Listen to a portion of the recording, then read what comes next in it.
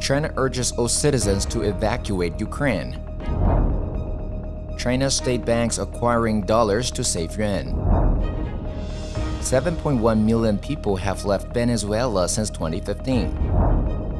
Rosneft moves into tanker charting as EU ban looms. Zelenskyy to publish book of wartime speeches in December. Moderna to provide latest COVID shots for world's poorest.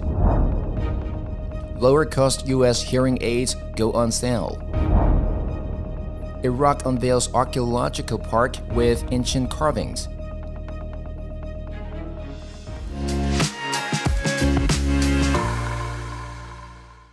Hello, I'm Wade Lee. Thank you for joining us on FUNDAY News. It is Wednesday, October 19th, and here are your top stories.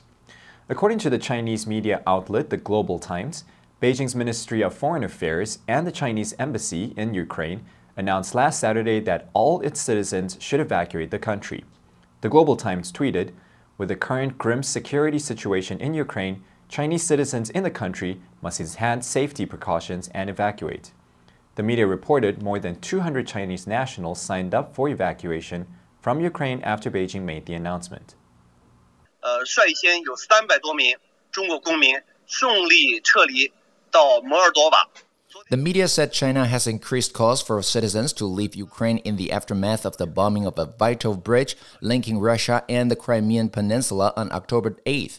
Beijing issued 3 consecutive notices on October 10th to warn people of the intense security situation and asked them to take shelter during air raids.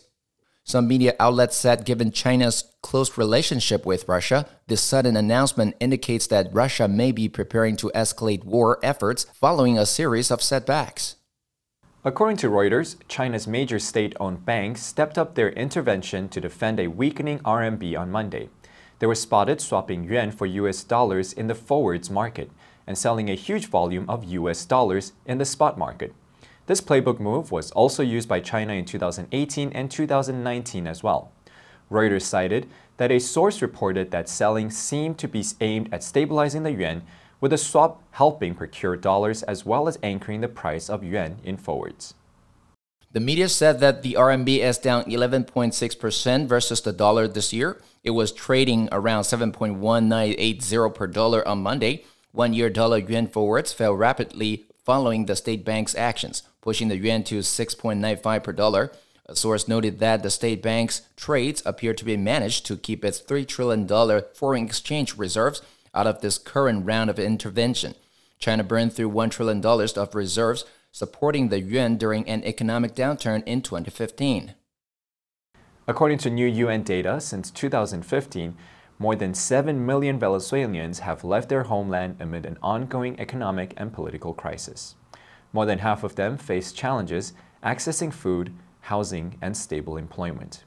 But despite the difficulties facing them abroad, the flow of Venezuelans escaping turmoil in their homeland has not let up.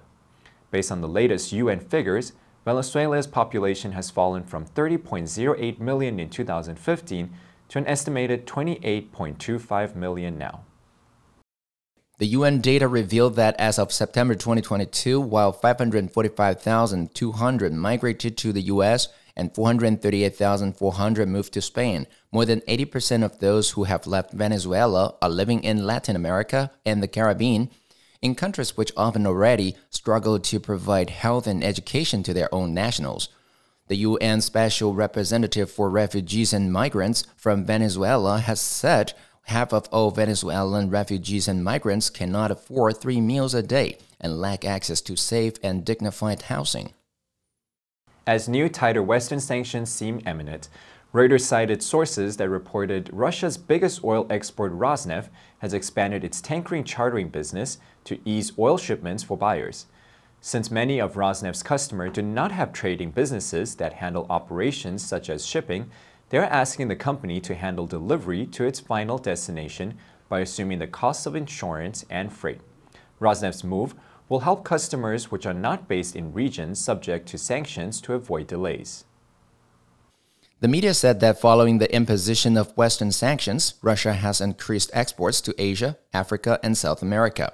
The South China Morning Post reported that in September, Japan, South Korea, and Taiwan have been buying Russian fuel, but face less criticism than India as they are against sanctions.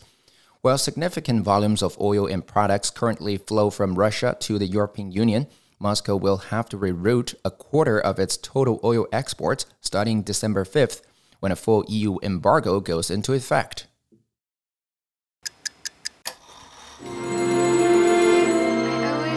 Time on my own, I never thought I'd be here. I take your blessings with your heartaches too. It's so easy and so wonderful to know it's you. 学习，一切从今天开始。FUNDAY 英语。A collection of wartime speeches by Volodymyr Zelenskyy, featuring an introduction written by the Ukrainian president, will be published on December 6th.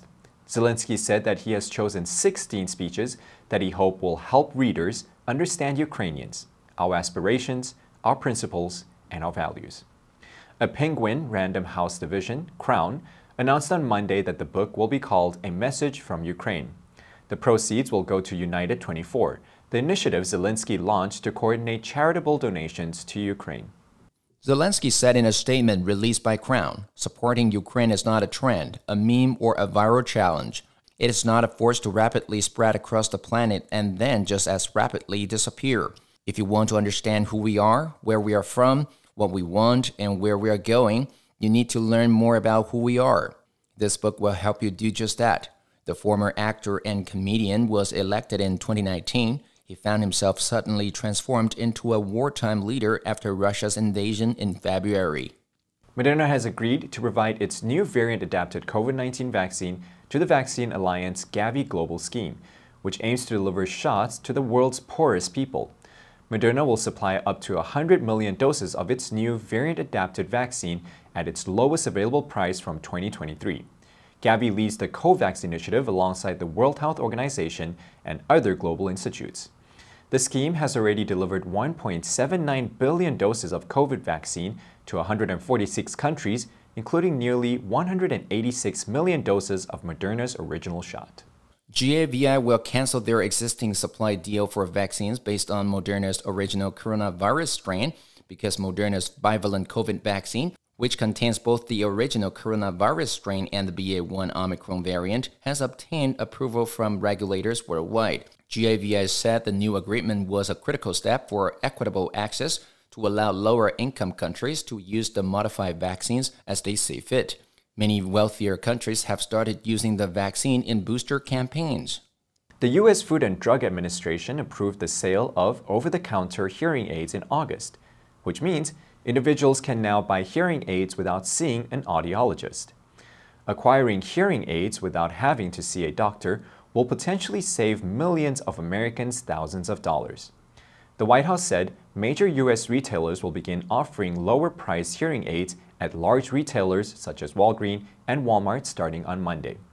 CVS will also start selling lower-cost hearing aids online starting Monday and in some stores in November. According to the White House, Best Buy will start selling lower-priced hearing aids online this week and in stores by the end of October. The U.S. government estimated the rule will save consumers about $2,800 per pair of hearing aids. In 2017, Congress passed legislation requiring the FDA to create a category of over-the-counter hearing aids. In June 2021, President Joe Biden signed a broad competition executive order to promote the wide availability of low-cost hearing aids. Authorities in northern Iraq unveiled an archaeological park of 2,700-year-old carving from the rule of the Assyrians last Sunday. The carvings, which include depictions of kings praying to the gods, were unearthed by archaeologists from Kurdistan and Italy's University of Udine over the course of several digs spanning the past several years. The 13 stunning monumental rock-carved bas-relief were cut into the walls of an irrigation canal that stretched for some 6 miles at Faida in northern Iraq. Faida is the first of 5 parks that regional authorities hope to create as part of a project aimed to be a tourist attraction and a source of income. Iraq was the birthplace of some of the world's earliest cities.